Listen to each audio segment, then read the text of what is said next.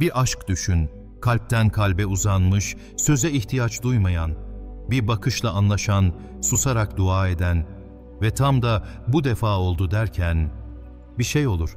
Sessizleşir sevda, yavaşlar gülümsemeler, gözler kaçmaya başlar. Ne oldu dersin kendi kendine? Biz nerede eksik yaptık? Ama belki de sorun sizde değildir. Sorun sizi izleyen gözlerdedir. Aşk güçlüdür, evet. Ama bazen bir çift göz, bir ömür emeği yere serer. İşte buna halk nazar der. Bilim enerji transferi der. İnanan kalpler ise göz değdi diye iç geçirir. Bazı bakışlar sevmez çünkü senin mutlu olmanı. Bazı diller dua gibi görünür ama altında kıskançlık gizlidir. Ve bazı insanlar kendi mutsuzluğunu senin evliliğinde boğmak ister. Çünkü mutluluğun sesi değil, sessizliği kıskanılır. Evlilik iki kişinin değil, bazen binlerce gözün karşısında yaşanır. Düğün salonundan çok göz hapsinde kurulur yeni hayat. Sadece eşini sevmek yetmez.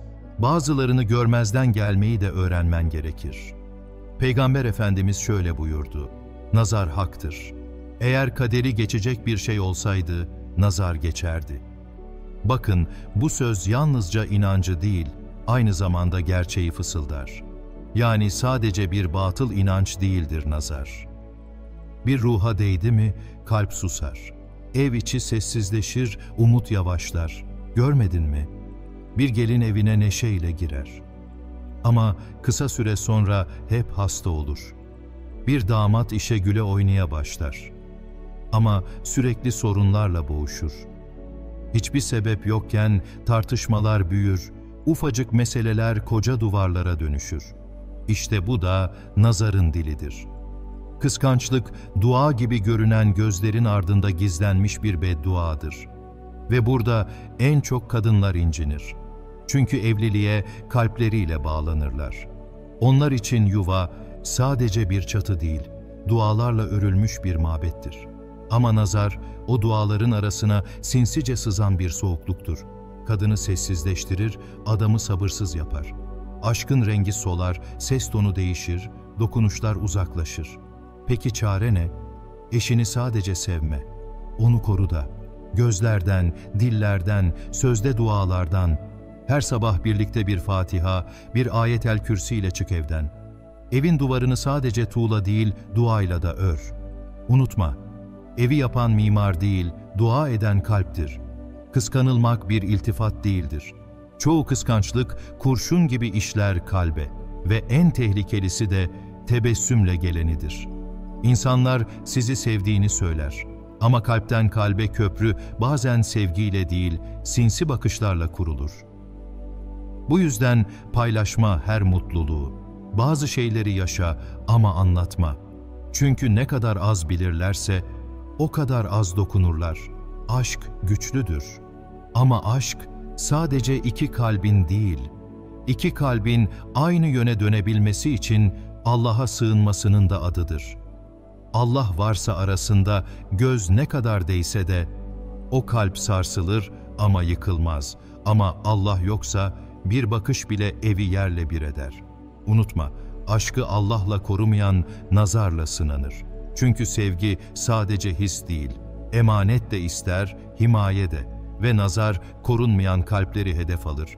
Bugün eğer sebepsiz huzursuzsan, eğer eşinle son zamanlarda hep tartışıyorsan, eğer bir şeyler ters gidiyorsa ve ne yaparsan yap çözülmüyorsa, belki de dua eksiktir ve belki de paylaşım fazladır. Aşk güçlüdür, evet, ama dua yoksa nazar onu zayıf yerinden yakalar. Hiç düşündün mü? Neden en güzel anlarında içini garip bir huzursuzluk kaplar? Bir fotoğraf paylaşırsın, altına yüzlerce dua gibi yorum gelir. Ama ertesi gün nedense içinden hiçbir şey yapmak gelmez. Eşinle gülerek çıktığın tatilden dönersin. Evde sebepsiz bir soğukluk başlar. Gelinlik giydiğin gün herkes seni alkışlamıştır ama belki de bazı alkışlar içten içe seni durdurmak için çırpılmıştır. Çünkü herkes iyi niyetle bakmaz. Bazı bakışlar dua gibi değil, dilek gibi değildir. Narsistçe bir "sen niye mutlusun ki" sorusudur içten içe. Aşk sadece sevgiliye karşı değil, tüm dünyaya karşı verilen bir mücadeledir aslında. Ve en tehlikelisi düşmanın silahla değil, bakışla geldiği savaştır. Hep göz değmesi küçümsenir. Ama bak bir evin duvarı çatladıysa ilk rüzgarla değil, içten içe kemiren sızıntıyla çöker. İşte o sızıntının adı kıskanç bakışlardır. Bir şey daha var. Paylaştığın her mutluluk görünmeyen bir savaş ilanıdır bazılarına. Bak biz bu hale geldik dediğin her cümle birilerinin içindeki yangına benzin döker. Ve sonra şaşarsın. Niye böyle oldu? Aslında cevap çok net. Herkesle sevincini paylaşmak, kalbini açık pencerede bırakmak gibidir. Ve bazı insanlar o pencereden içeri sevgi değil, karanlık üfler. O yüzden aşkı gizlemeyi ayıp sanma. Korunmayan aşk sevilmekten değil, seyredilmekten tükenir. Ve unutma, gerçek sevgi göz önünde değil, gönül önünde yaşanır. Birilerinin sana baktığını hiç sırtın dönükken hissettin mi? Arkana dönmeden bir şeylerin seni izlediğini fark ettiğin oldu mu? Bu sadece his değil. Bu bilimsel olarak da kanıtlanmış bir gerçek. İnsan bedeni sadece etten ve kemikten ibaret değildir. Hepimizin etrafında elektromanyetik bir alan vardır. Bilim buna biyofoton alanı ya da daha basit anlatımla auramız der. Ve bu alan tıpkı bir çiçek gibi, nazik ve etkilenebilir yapıdadır. Bir insan sana kötü niyetle baktığında bu sadece göz değil, kalpten çıkan enerjinin senin alanına çarpmasıdır. Yani bakışın niyeti senin ruhsal ve fiziksel alanını etkiler.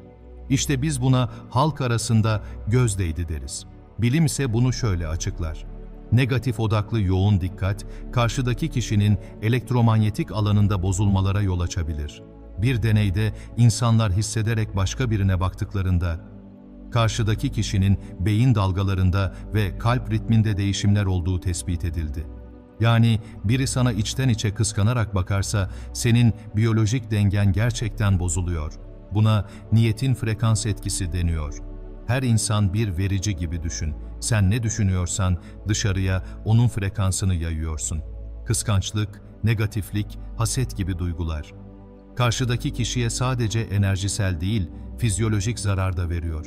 Çünkü bizim ruhumuz bir radar gibidir ve bu radar her enerjiyi kaydeder. Nazar sadece gözle ilgili değil. Bir kalbin sana karşı yoğun, negatif yükle dolu olmasıdır. Göz, bu niyeti sadece taşıyan bir kargo gibi düşün.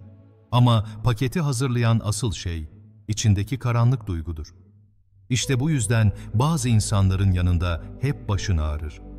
Bazı ortamlardan çıktıktan sonra kendini yorgun, keyifsiz hissedersin. Çünkü onların enerjisi seni etkiler, hatta tüketir. Bu mistik değil, çok gerçek bir bilimsel tepkimedir. Yani göz değdi dediğinde abartmıyorsun. Aslında elektromanyetik alana zarar veren bir dikkat bombardımanına maruz kalıyorsun. Ve bu da zamanla ruhunu yorar, bedenini zayıflatır, ilişkilerini bile çatlatır.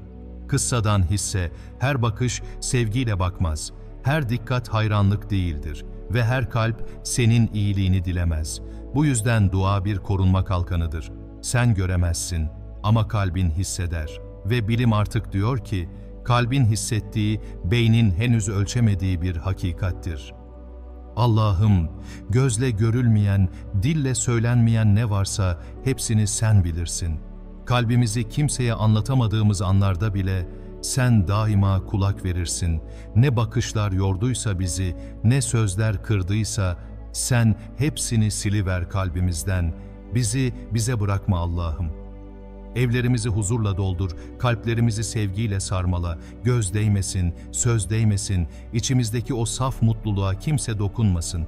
Sen koru sevdiğimizi, yuvamızı, niyetimizi ve bizi birbirimize emanet ettik ya, asıl olarak sana emanet edelim, sen koru bizi. Amin. Eğer bu sözler size iyi geldiyse, bir yorum bırakabilir, abone olarak bu yolda yanımızda olabilirsiniz. Sizleri Allah'a emanet ediyorum. Hayırlı günler dilerim.